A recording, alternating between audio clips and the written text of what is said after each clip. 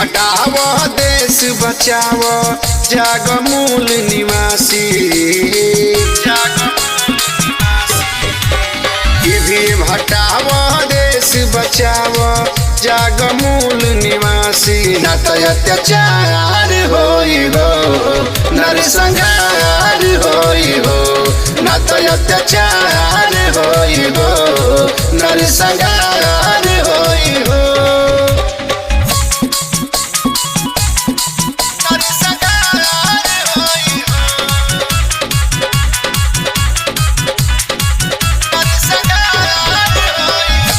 रही बीजेपी खतरा में संविधान बा।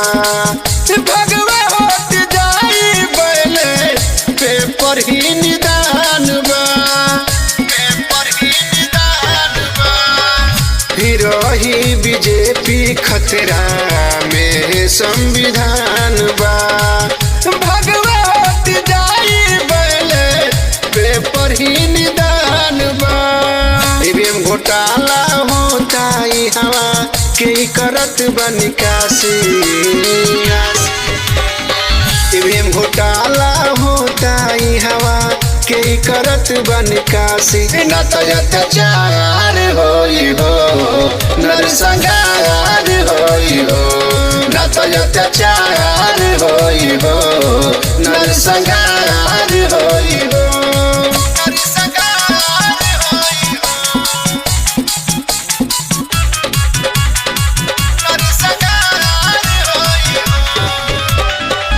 ईवीएम आंदोलन के संगठन बनावो, गली गली घरे घरे बहुजन के जगावो, बहुजन के जगावो।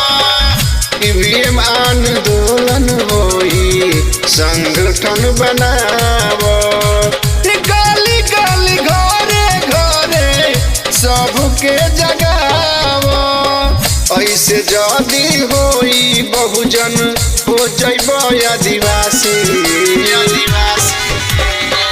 ऐसे जदी होई बहुजन हो जइबो आदिवासी। न तो अत्याचार होई हो नरसंहार होई हो, न तो अत्याचार होई हो नरसंहार